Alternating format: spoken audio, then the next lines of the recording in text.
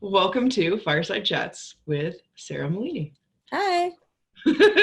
I'm with Sera Melini, who is our our yoga / I like to call it studio program director, because not everything is yoga. I wanted to do this chat with Sera because she is one of the most authentic people that I know when it comes to yoga. She does not let outside influences affect her programs and her outside attitude. And I think if you're going to learn anything about the depths of yoga, Sera is the one to talk to. So Sera, question for you is, how did you get into yoga, and what have you been doing up to this point? I started when I was 14 and now I'm 36. And I have to say it was kind of just like a grace that I fell into. When I was 14, trying to find a way, we were able in high school to engage with something that wasn't gym class. So I ended up finding yoga, and also my friend's mom was an Ashtanga teacher at the time. She still is, actually. And I remember I went to a class with her and I passed out, but there was a mirror in the room. And so I saw myself pass out. Wow. And I just watched myself on the floor, like in the mirror. And I was feeling very calm about it. I guess this is like an out of body experience, I suppose. And then when I came to, everything kind of like snapped together, and they sent me outside, put my head between my legs and eat like a sandwich. And I think I was just really intrigued ever since. So then when I was given the opportunity to forego gym class for something else, I chose yoga. Did you ever have an experience like that again? Not like that, no. I don't pass out in yoga classes regularly. Yeah, I try. That's what we're going for generally. So it's crazy that you started when you were 14, because most people find it, I'd say, much later than that. Were your friends also teenagers doing it at that time, or? No, just my friend. Well, Bridget, one of my best friends at the time, her mom had been teaching it. She was into macrobiotics, and at the time it was kind of fringe. I remember.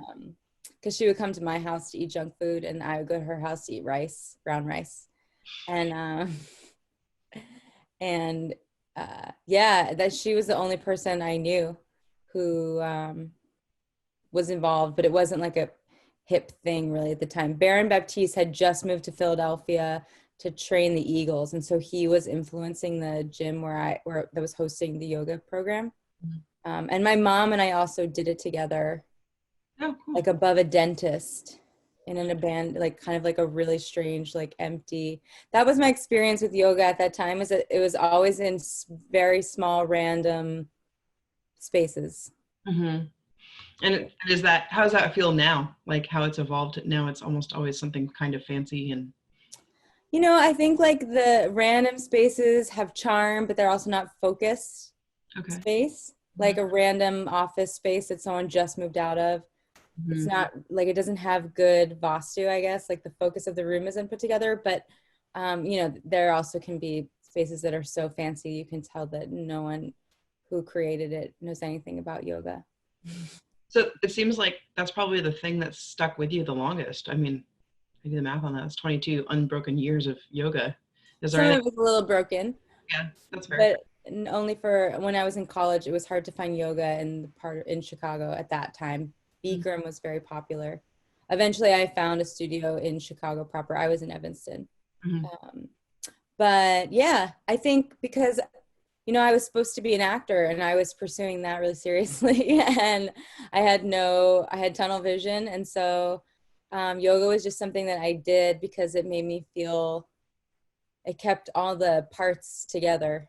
Mm-hmm. To let me be an actor. And I remember when I was just out of college working in Chicago, my mom suggested that I become a yoga teacher, which I think is so funny, because who suggests that as an alternative to acting? It makes you feel better. Ishai's high school counselor told him he should be an actor in high school. Oh. And you're like, what? Guidance counselors, no. So it's totally the same line. It's so people funny. See something in you, and I think that's cool. Yeah. So but I forgot what I was gonna say. But anyway, yeah. Oh, because you were surprised to become Oh yeah, I had no intention to become an actor. My mom was like, become a yoga teacher. And I was like, I'm an actor. You're not taking me seriously. You don't know anything about me. And then of course, as it goes with moms, they're always right eventually.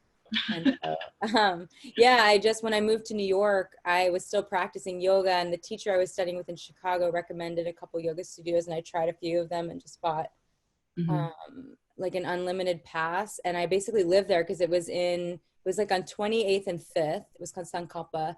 And I was living in Brooklyn. And so it was just really impossible for me to commute back and forth in the day. So I just basically would take a yoga class, and then they would just let me like sleep in the other room. And like eventually I did karma yoga. I mean, I sort of lived there. You're a yoga direct. Eventually they were like, do you want to do the teacher training? And I had this thought, and I was like, well, I don't have any money. And I was like, but whoever has $3,500, I was like, even if I were rich, I would think about $3,500. And so I was just like, sure. So I did it. And then actually one of my really good friends who did the training with me, she's still teaching in Philly too, Cool. which is cool. But yeah, it just kind of like snowballed. It was definitely not an intention. So tell me about the training experience, like just that first initial, like what's it like to go through training? Well, I think it's different now. At that time, there was a really strict rule that you couldn't take the training without 3 years of consistent practice. Now, people will do a training as like their introduction to yoga at all. So what was useful about that is that there is an assumption of like basic understanding.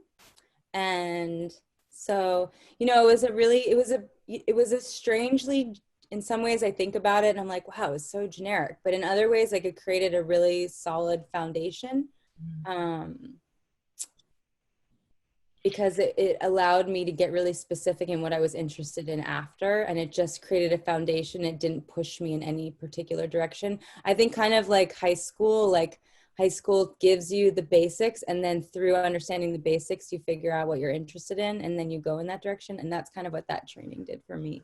So just to go back up a minute, you said that you felt it was generic. So is generally when people teach, like get introduction yoga instruction, it's more focused on whatever discipline they've chosen? Is that what you're trying to say? Or no, like I feel like they introduced important topics simply, but yet I learned them. And so maybe, you know, because I tend to give, my way has always been like more information and you take what you can swallow, but it's there when you look back on your notes kind of thing. And this training gave us, I think, what we could digest. That's fair. And it worked really, really well. So like, there's no shade there. I just, because like, it definitely made me need a lot more information, but it let me know what I was hungry for. That's beautiful. And yeah. So then you completed your training and you were hungry. So then what happened next? And then I just kept studying. Like basically since that training, I've never not seen myself as a student, like actively, not like, not philosophically as a student, but like actually as a student. Oh, yeah. And so like after that course, it was like a 4-month course or 3-month course, I forget. And then I found another yoga studio in New York that I loved, which was lucky because apparently my studio was going under. So it was lucky that I started to like migrate, and I started practicing at this other space with teachers who like just seemed so full of perception and were teaching with a purpose, you know, like it wasn't just like move around. There was like a point of view, and it was really clear, and it was both like of the body and not of the body somehow. And so I would go there and practice. I bought a membership to that space. I got on their sub list. I auditioned for the owner. It was a really scary audition. I remember I invited my boyfriend at the time to audition because I knew I would be so nervous that I felt like if I just adjusted him, like it could control the shaking hands that I had. I was so nervous, and they gave me some seriously good feedback, which I wrote down and I have to this day. And I auditioned again, and they were like, they told me I wasn't ready several times. And eventually I was accepted on the sub list. And so it meant I got like a discounted membership. And I just was going like almost every, like 5 days a week. And what I would do for myself, I kind of put myself in like a, I don't know, like a grad program that I created for myself, where I would go with the teachers I was interested in teaching, who I aspired to be like. or who inspired me. And I would try and memorize like a really small piece of their sequence and try and put it into what I was teaching that week to figure out like what they were doing and why it worked and why it didn't work.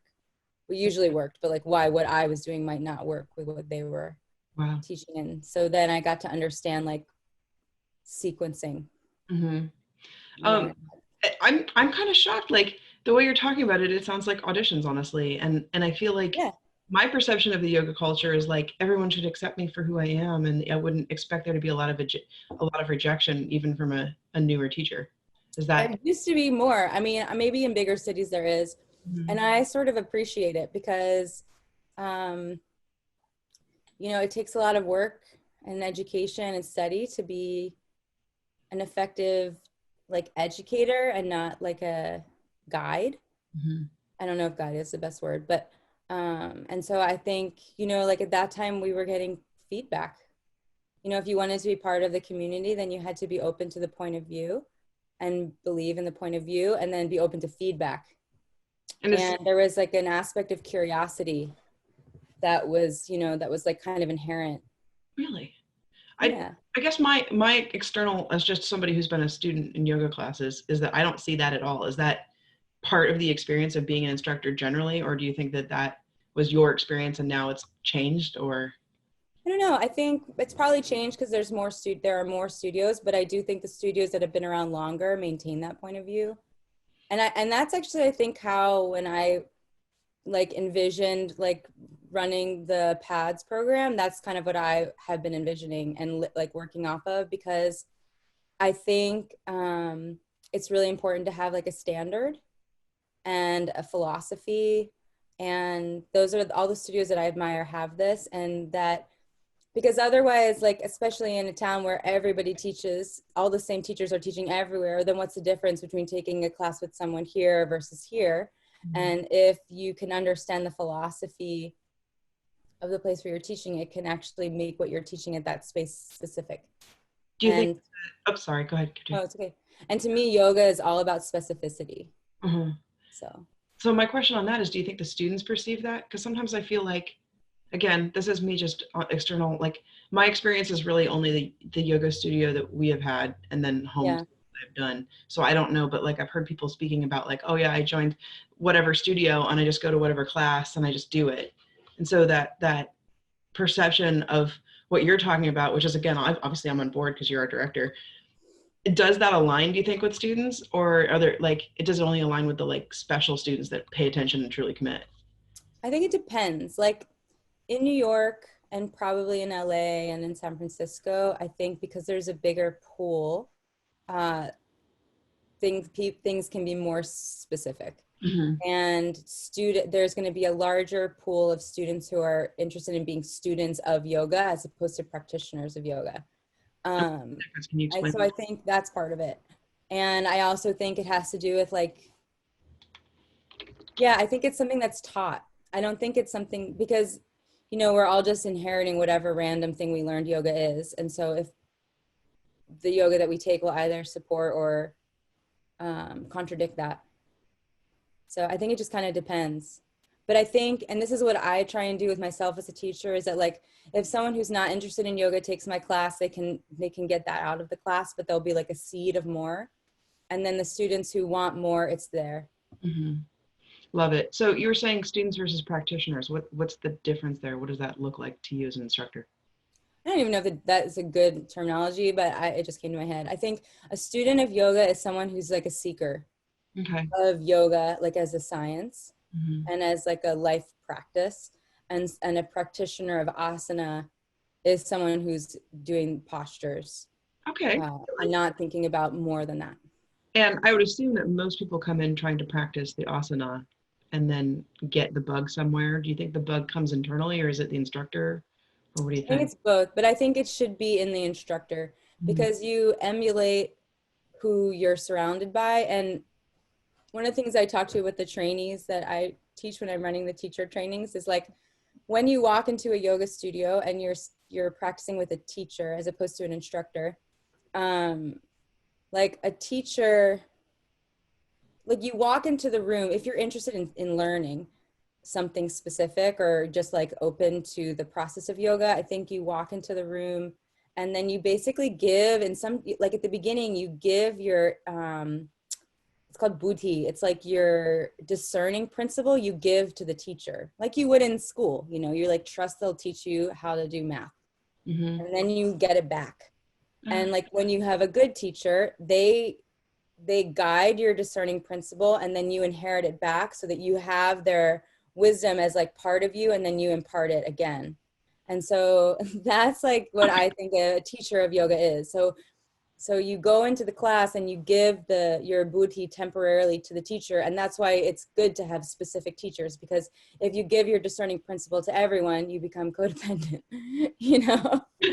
But if you give it over to a teacher and you let them help you help you refine that principle and pull away distraction and pull away habit and whatnot, what you get back is like a refined version of yourself that you actually created, but like you were guided into that creation. And so that's, I feel like, what can happen.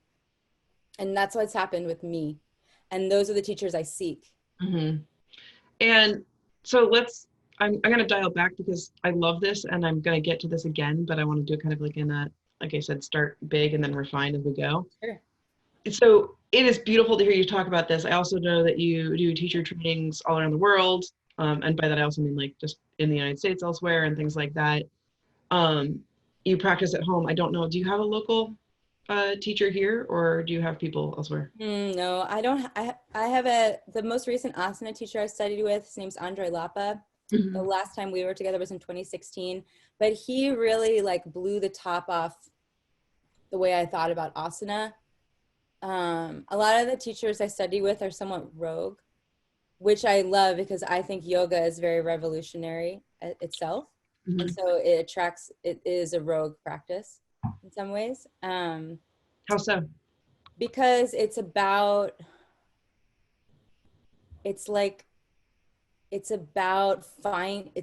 like deconstruction to reconstruct. You know, like yoga is a generic concept because you would never unionize something that isn't working. You wouldn't just keep trying to put pieces together that don't fit. So yoga is actually about like observe that things aren't working or how they're working, take them apart, refine them separately, and then put them back together. Wow. And so that's why I love these teachers, because their interest is to analyze, take things apart, find the root. Like they get really specialized. And so he was really unique because he was like, you need to think about asana like scientifically. You need to think about pranayama, like the breathing technique, scientifically. Like, what are they actually doing? Like, don't be dogmatic. Like, it's not just this breath for this moment because someone told you.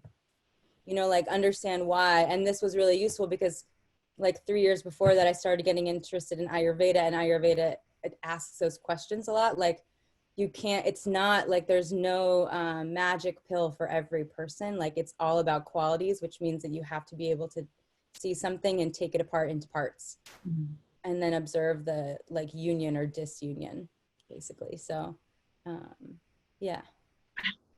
I love it, but I'm going to ask you to define two things you keep saying. Yeah.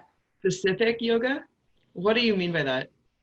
Like, this is why I like climbing and yoga together, because it's not just like grab the hold. It's like, how are you going to do that? And what are you going to grab it with? Like, it's not just, you know, like when I go climbing and someone's like, just grab it. I'm like, I've tried 80 times. Like, obviously I'm not doing something right because I am tall enough for that move or whatever. And yoga is the same. It's just harder to perceive that it's that important because you're obviously not, like, your life is not at stake in the same way as climbing. But, you know, like every movement is important. And every movement, my teacher said this to me not just me, to the group last week. One of my teachers, she was like, you know, like when you're chanting mantras or like when you're doing anything, like you should say it like it's your last time. Like it's about, and yoga is about this. It's about like extending, like yayam is the Sanskrit word for exercise, but really it means to extend something. Like and so that's what yoga is. It's like extending the asana, extending the breath, extending your attention so you're able to like hold longer. And so if you're just doing stuff, there is no holding and there's no real extension. There's just exhaustion. And then it's not specific. So I think your term, the word you're using for specific is what I would probably say is like intentional. Is that right? Yeah, totally. But I don't use that word anymore because yoga co-opted it. That's true. So I found different words. You're like, yeah. Yeah, that's why I don't talk about energy anymore because it doesn't mean anything. And but yeah, it's intentional. Like you actually, and this is something that I got from when I was an actor too. It's like everything you do has to be action based, and yoga is karma yoga. So it's like action based. And so we want to make sure, like I want to make sure when I give instruction that the instructions are actionable. They're not like concepts necessarily, because you can't do a concept. Right. And then another term you need to define is asana. Oh yeah, asana means a seat, but it means the posture of yoga. Because when we say yoga, it's like a whole school, one of the 6 schools of study. Okay, so the asana is the like I think of like sun salutation is a sequence of an asana. Okay. And a sequence is a krama, which is just another way to say karma, which is an action. So it's like a sequence of action. So that's what and vinyasa is like a transition. So it's like it's like hatha, vinyasa, krama. Yoga would mean like it's the balance of opposites is hatha. Okay. Vinyasa is like transitions happening. Krama is a sequence. Okay. That's the yoga. So that literally transitions into my next question. So good job. What exactly is yoga? Is it just yoga? doing poses in a room? Like it's a huge, deep question that people don't ask in the US. And so I'm asking of you now, you just defined 3 different words that I've heard used as the title of a class. But it's bigger than that, and I know that. So can you please try to distill that for me? Oh my God, I'm definitely not qualified to answer this, so I apologize to anyone I offend in trying. I feel that you are. Yoga is a system of a practice that leads to self-realization. My teacher actually said it today in our session together. She said to the group, like, it was about bhakti yoga, which is like yoga, devotion-based yoga or surrender-based yoga. But, she was like, the purpose of this process is to define the I. Is to destroy the I, like I. Oh, okay. Like the I amness. That's the process of, that is the goal of yoga, is to burn, remove that which creates separation from the divine. That's actually what the process of yoga is. So in a way, it's like a physical-based Buddhism. Well, because it doesn't have to be asana. Like there's 4 major schools of yoga. There's the Jnana yoga, which is like yoga of like studying. You just like study texts, basically. There's the Raja yoga, which is the yoga that includes asana. There's Bhakti yoga. And there's karma yoga, which is like service oriented. But the thing that's funny is that like really all of them need to include all of them. And my teacher said something last week too that was kind of interesting. She was like, the midpoint between Jnana yoga, which is like the yoga of study, and Bhakti yoga, which is the yoga of surrender, is something called vairagya, which means like renunciation. That's what yoga is. It's about like renouncing the need for anything external at some point. So the great yogis, do they adopt all of it, or are they still specialized in that they focus on this one and this one, but it's all accepted into that group? Like, see, I'm trying to put this together from a external, it's a spiritual practice, but yeah, there are fractured. So then my question is like, are there different, is it like sects or okay. Mostly, but at the same time, like you can't study one without, you can, if you have a teacher who's guiding you, but in the West, it would be very unlikely that you could successfully do one by like alone, but they are called like marga, and a marga is a path, okay, like a road. So like the Bhakti Marg is like the path. And so and this is one of the things that I think, like, I know it has helped me so much when I started to just like focus on a few, because it doesn't create good focus, because I used to jump around and like look for what's the best, you know, and like if you jump around, you never learn anything. You just become more arrogant. So how do you choose your path? I don't know. It just kind of happened. I think, you know, the first time I went to India, I was looking for something else, of course. And, you know, I wanted to go like do hard asanas, and I went to the ashram and it was not hard asanas. And there was a lot, I don't know, it was just like, I can have this self-realization on my own. And then I realized that I couldn't, and I ran right back to the ashram, into the program. And I remember we had like a 45-minute mantra class, and this woman came in and she opened her mouth and she's chanted, like she literally only started saying Om. It like almost nothing had come out of her mouth.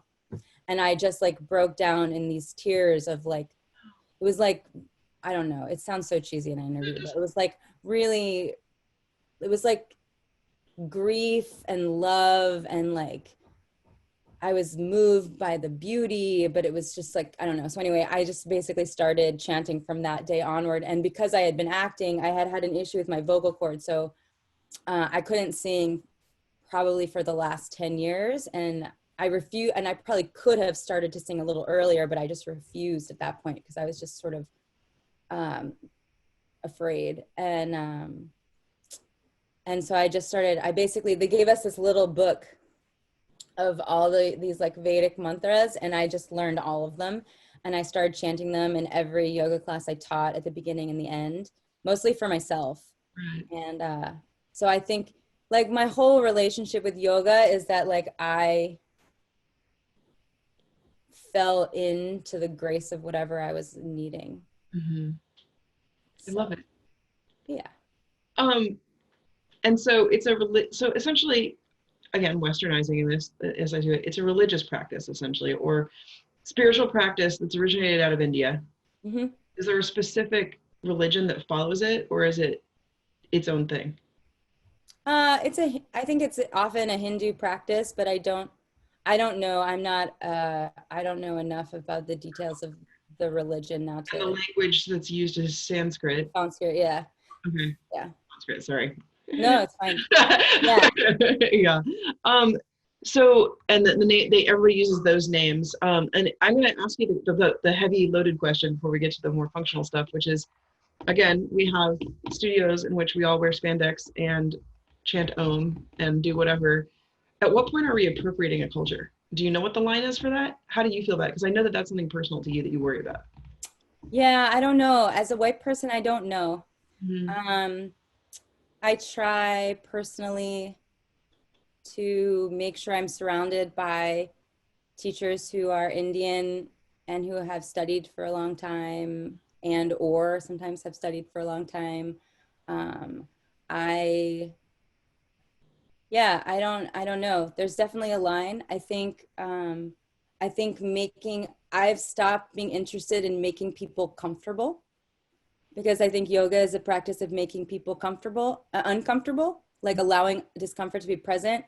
And I think in the West, a white cultural dynamic has been to like cut out the things that challenge that dynamic, like chanting in Sanskrit, like talking about divinity, like mentioning deities. And also I try not to like use the deities or the chakras as like a way to sell a class. So I think that can devalue it sometimes, but not always. How do people sell a class with the chakras and the deities?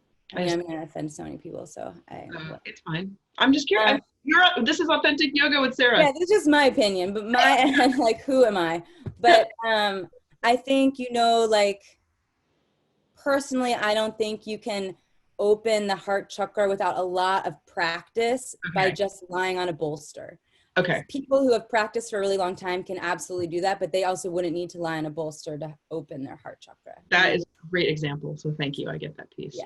So I think as long as we don't oversimplify, and I think this is also why I tend to be a complex teacher, is that like I wanted to know when I was learning that this was more complicated. I was a little bit surprised at how much I was unaware of, because one of the things my teacher training made me feel like is that besides that I didn't remember have like the coolest sequences or playlists or whatever, like I kind of got it.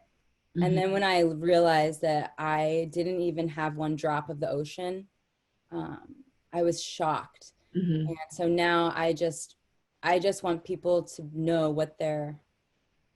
I want them to know that like what they're getting into is something that will take lifetimes to learn. Yeah. Including me. Yeah. No, I mean, I go to our, my favorite Instagram yogi that we have at the gym, Liz. Liz Crosby, when I met her, was kind of just getting into it on her path. And we had the same thing in common. We were both lacrosse goalies, and she was very sporty. And it's been very cool to watch her transition, and like half the things she says to me, I have no idea what she's saying, but she's so far into her yoga, and like, you know, she tells me when she shows the back bends and things like that. And like, if you guys are curious, like go look up Liz Crosby on Instagram. What I'm talking about. And she's like, it feels amazing. And I know for her it must, but what you're saying is the same thing. It's like nobody should do that unless they've really deep dove into it. But so then she talks about this thing called Kundalini, and she says a lot of her stuff is Kundalini Yoga. What is that? Is that in classes? Is that separate? How do I experience that? Should I experience that yet? What do you think? Kundalini is the energy of prana when it's moving up the center channel called the Sushumna. Mm-hmm. So it should only be practiced by people who have control over their breath, Mm-hmm. control and know how to close the container of their body. What does that even mean? Yeah. So like your physical body is a box. Like that's how I think about it. It's a box. And when you breathe in this box, it becomes pressurized. And so the more closed the box, the more sealed it is, the less leakage there is, the more pressurized it will be. So prana will be able to be pushed like up the center channel. And so you can create experiences that are maybe our Kundalini experiences without a closed container, but it can make you crazy. So one of my teachers, Andre, he mentioned like, because he taught a yoga that was tantric. And so, you know, like he would warn that he knew students who like were not practicing vairagya, were not like restraining their sensual desires, not just sexually, but like just in general. Mm-hmm. We're not living a lifestyle that was really regulated. And so even though they had good execution of the postures, their like mind was not capable of maintaining the intensity that is Kundalini. And so they actually kind of like went crazy. Wow. So I think most people who don't practice asana seriously will not have a Kundalini experience. And that's actually a good thing because it keeps people safe. And those that do probably don't like it, you know, it's a personal experience that, and it's not the end, you know, like you have that, and then you have to be able to like digest that energy too. Wow. You know, it's so interesting. So I'm a student of many religions, and I've never heard it sped this way. And I'm starting to think about like Sufism and like Kabbalah, and like it's so amazing that I don't know, in Christianity or something like that. I can't think of anything, but that's so interesting that I didn't realize that yoga is that. It's dive spiritual. Don't touch it until you're a master. Love it. And actually, there's a lot of similarities. So Andre also made this beautiful comparison. He's like, what do you think the sun salutation is? Yes, you are welcoming the sun, but it's also like you're moving your spine up and down. And then if you think of almost any religion on the planet, like that's what people are doing. Like Jews are davening, Muslims are praying, Hindus are like fully prostrating and they stand up. So Christians are getting on their knees and standing up and folding forward. So everyone's doing that because the movement of the spine like this awakens prana in the spine, which is what lifts Kundalini, or like Sufis who are spinning. So it's all about creating basically like a centrifugal force that creates a closed container that directs energy to your head so that you can have an experience of God. That's really cool. See, I told you this was gonna be a good idea. Okay. Yeah, it's very special to think about. And then if you, and like what I love is like when I learned these details, I was like, it made me care. This is what we were speaking about the other day, you know, like it made me care more for what I was doing. And like, it made me treat the postures like children and like my body like a child, and like I cared a lot more for it because it wasn't mine. Mm-hmm. I don't even know how to transition into that. So do you? Actually, I have a question for you because you're an Ayurvedic practitioner. You're working toward your doctorate in it. I know that there's like yogi diet. Why are you not staying on the yoga path for that? Like, can they work? I mean, I know they work together. I just talked about religion. Like, you could be Sufi and be doing yoga and channeling it that way. How did you do that, or how do you choose that, or how do you It balance? doesn't always work. So one of the things my teacher said, actually, just in the course we just finished, he was like, you know, what's good for the mind isn't always good for the life. Like what's good for the soul isn't always good for the life. So for example, like as yogis, we're always aiming for sattva everything, which is like not stimulating. Like yogis are not trying to be stimulated. They're trying to like be unstimulated or fixed in stimulation or whatever. And so they'll have, you know, so they often will not eat food that's considered tamasic, which is like heavy or dull food, like mushrooms, or like food that's one day old or whatever. And they also won't consume food that's considered rajasic. Some examples are like onions or anything in the onion family, and food that's red and things like this. But like Ayurveda now is like a really good season to eat onions, because Ayurveda, he said it's like this: Ayurveda is concerned with the roga stan, which a roga is a disease, so an asthana is a place. So that the body is a roga stan. So as an Ayurvedic practitioner, you're just trying to keep the body alive, like in ayus, which is like living or having longevity, which the Ayurvedic texts say should be 100 years long. So the Ayurvedic practitioner is trying to keep you going for 100 years.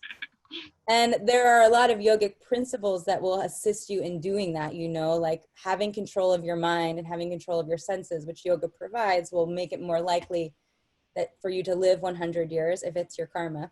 But yoga is like, who needs 100 years? Let's get out of this karma immediately. So don't eat any food, like don't worry about the seasons, don't, you know, just go for the self-realization, and the body is just a container to get you there, and you will abandon it as soon as possible. And so they work really well together, like in point. Yeah. And you keep saying karma, and you've defined that here as earlier as action, but I'm not reconciling that with what. So karma just means action. Basically, it's like all action has a reaction. So that's when like in the West we say like that's bad karma. It's like because of past actions that like had low morality or no morality or unconscious morality, like you then have to pay for it. Like nothing is free, you know? And so karma, so you can have good karma, you can have bad karma, and the goal of the yogi is to have no karma. So you don't want to have actions that give you boons or make you have a deficit. Does that mean you're going to lack joy then, or do you generate the joy with your energy manipulation? Is that what that is? Joy comes from like being. Okay. Yeah. So instead of pursuing it through external things, I see it. Yep. So it's enlightenment. And it's not that you don't do external things. You know, I have a lot of yogi friends who are really serious, and they also can like have a good time, but it takes less for them to have a good time, and they can have a good time in any circumstance. I can see that. Like when I was taking Jewish classes, when I was climbing, she was like, "You're gonna like this. You're not gonna climb anymore," because she felt that I was gonna get the balance spiritually there and not seek it elsewhere, which is wrong. But yeah, because you can have a yoga and anything. It's just the as your like, and this is something that COVID-19, this whole situation has revealed, is like, you know, if I really were to do my spiritual practice, it takes hours. Yeah. And so and there is joy in that, but there's also a discipline. So you at some point like kind of have to choose. Is what I'm understanding. Well, it's like you said, it's like it can be counter to life, right? Yeah, absolutely. I mean, leaving your body does not help you stay in your body. Kind of like why they say Gandhi was kind of a jerk, right? Like he up and left his family. It's kind of the same thing. It's like you had to choose the greater good or your life, and it is what it is. So I'm going to go into something a little lighter to break us up on this. So let's talk about American yoga, right? Okay. What do Indians think of Americans doing yoga? I don't know because I'm not Indian. Like, seen if nobody said anything to you in your travels or anything like that?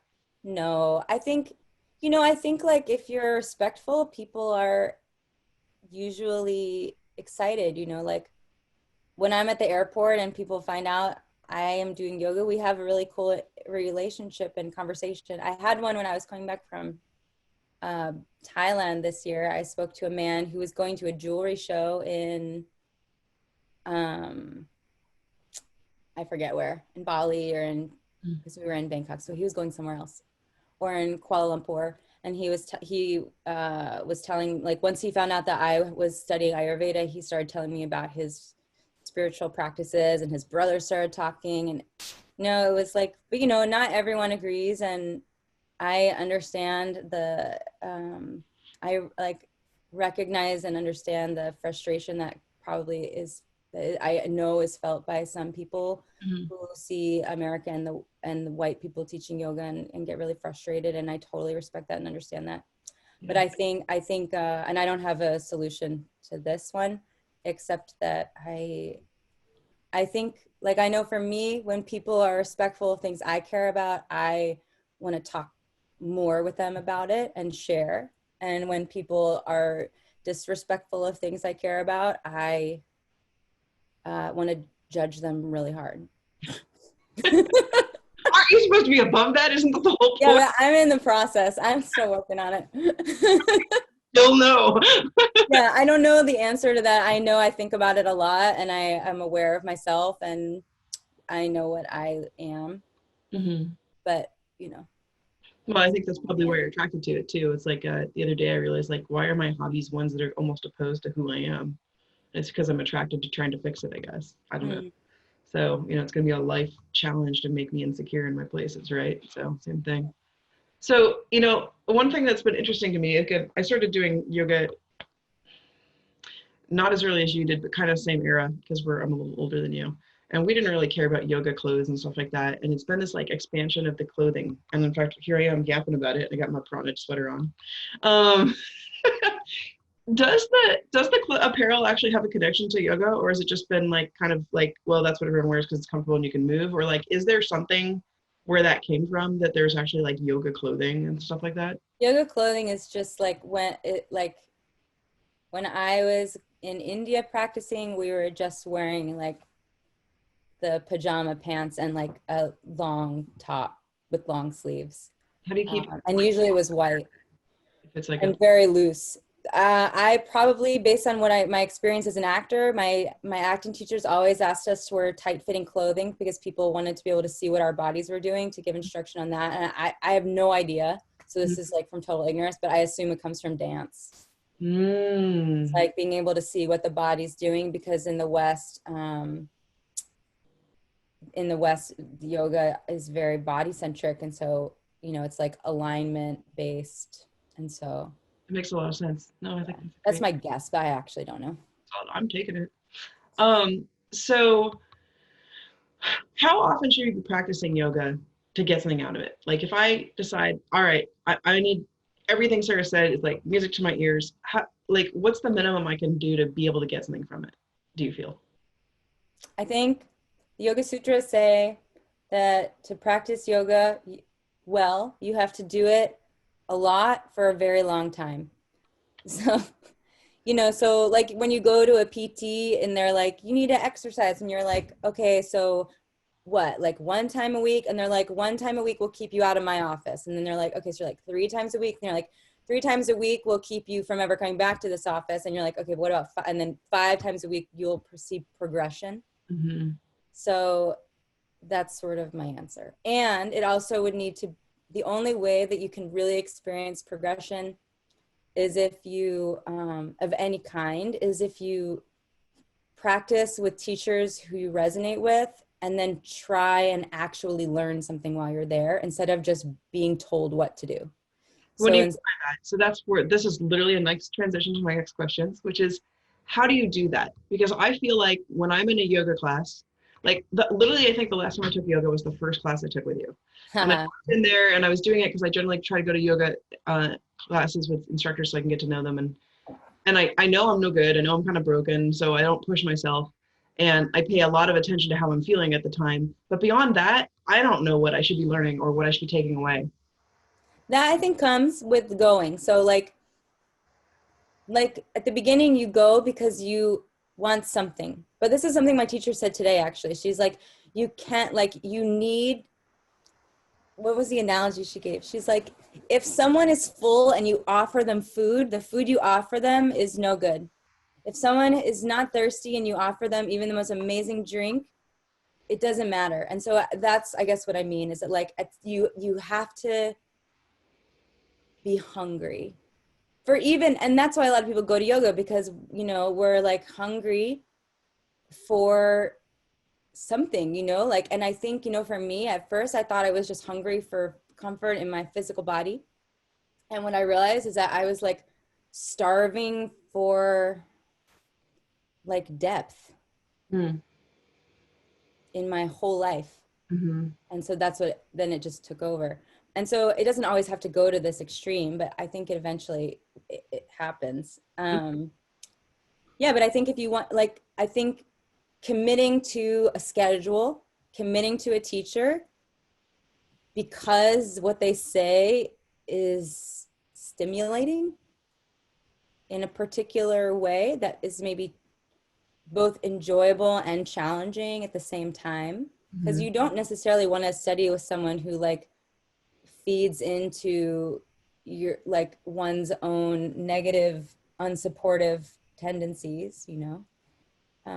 I think, you know, yeah, I think like searching for a little bit of challenge and also knowing yourself, right? It's like you're a person like me, like I tend to be a person who like seeks someone who likes to like teach with a stick. And so I just have to be a little bit mindful of that as my personal like samskara, like habit. And some people seek to be with people who say that they're perfect just as they are. And like if you always go in that direction, there's no balance. So I think as a student, you have to recognize your tendencies and then search for a teacher that speaks to the heart of what you're looking for. And so you're saying a teacher, and so this makes me go to the gyms and how we have a variety of people instructing, and we have a number of different types of classes that these people are instructing. How do I navigate that if I'm looking to really immerse myself and do this the right way?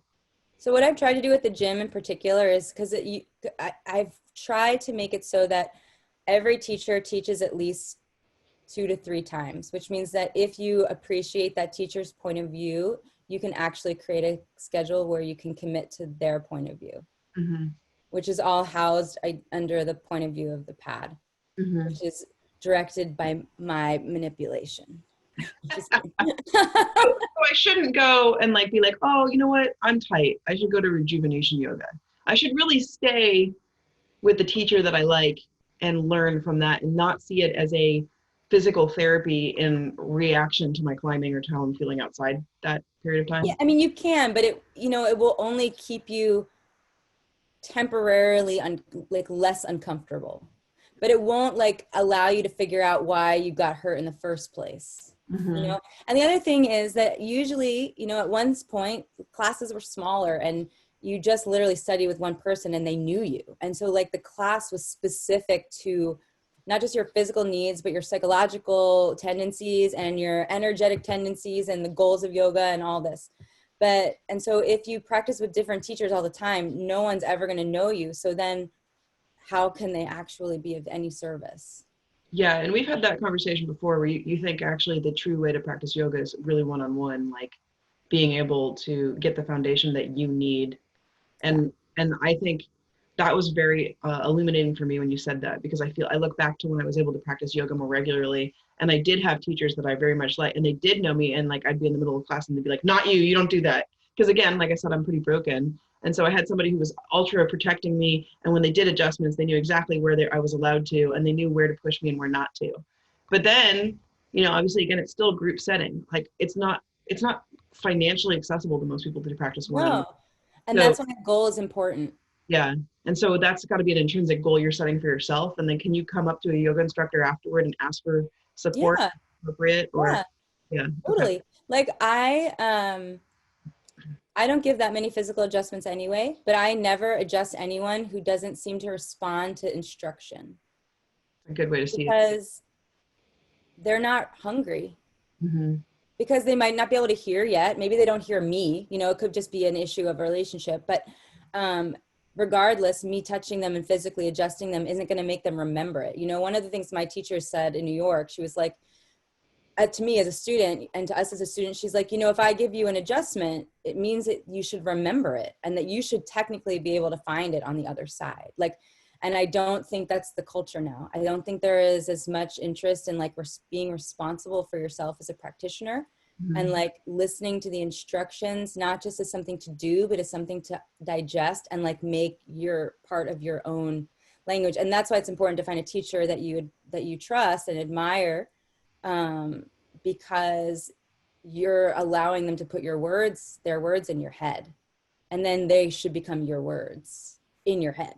And this is so person to person. I'm starting to think to myself, man, I really wish that there was a text or something like that, that if I were going to start, you know, I literally, the way I started yoga was yoga for dummies.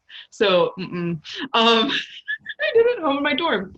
And, but there needs to be like a text of like, before you approach, and I, you know, I've tried to do this with like instructional classes that we taught, but I don't think it was very effective. It wasn't real achieved, but like, it almost feels like if you had like a pamphlet or something for, are you a new instructor to yoga? Let me show you, here's this information, ask these questions, and then come to class with these questions in mind. Is that something that people do? Is that out there? Is it a good idea? Is it a bad idea? Like, I don't know. I mean, I think it is out there. I think for like, I know there are teachers in town who have a very particular lineage and they don't let you just jump in. You know, I always used to say, like, if I were ever going to like open a yoga studio, which I've never been totally called to do, I would run it the way like I saw like martial arts studios run, because you never would just be like, I can only come to the black belt class. Is that okay? You would never say that, like, and it would be rude. yeah. But you know, that's how yoga is perceived. It doesn't have the same like appreciation for progress and process. We as a gym structure could probably put that in because I'm down. I know, but I don't mean if we were the shot, but I have a feeling like everyone is very time, like we're all very time oriented, and it would be a global or like a cultural shift for what yoga is. Because I think, you know, there is more consensus as to what martial arts are, you know, each school. Yeah, there's a level up, and you know that. But what I've appreciated watching those schools go is that like everyone agrees on the philosophy, everyone is in service to the philosophy, and everyone appreciates the method. And so, yoga, because we're all being trained from different points of view, like we aren't necessarily agreeing. So basically, we're slaves to whoever brought yoga over, creating it in this phenomenon, and then working from there. And then we're like a studio can become an average of whoever is teaching. That is so interesting. So, yeah. It doesn't have to be, you know, that's not my goal. No, that's why I have all of these like really strong points of view. But it's really hard to put into play because it's not the culture here. Yeah. So okay, for those people who are going to get enlightened by this, because I hope there's a lot of people that end up watching this, what would you advise them to do when they walk into the next studio? How do they set that intention and take that with them and start to progress? Whether, you know, especially if they don't have a great instructor, because great instructors can be very difficult to find, and not everybody is going to be going to the PED family of climbing gyms. I think the most important thing to do is practice with reverence. So don't take any of it for granted. So like my friend in Thailand, I mean, it's a Thai thing to do, always wash your feet, but you know, she will not let you into the shala until you've washed your feet. So like, you know, going into the space clean and making sure your space is clean. I mean, these are parts of the yoga practice. This is part of the limbs that start before the yoga asana practice starts. But you know, and then actually learn to breathe and let that be the priority, and release the gripping and striving like have goals, but also recognize that the goal just is giving you direction and doesn't mean anything otherwise, except that it can steal your purpose. But yeah, I think like committing to a schedule, being slow and steady, versus being like treating it like it's special to you. That I think is the best way to start, because it creates a sense of humility that yoga works best under that setting. It's so interesting because we're going into this like spiritual and the self-practitioning, and I think like traditionally yoga shows up in like 24-hour fitness centers and then climbing, which, you know, you and I have talked about why it fits in climbing and why you're engaged and why you have this position. But how do you feel about that? Do you feel that those people that are going into those settings are going to miss the opportunity to do what they're truly called to do? Or is it a good thing that people are at least getting intro, and then those that are hungry go find what they need? Or what do you think about that?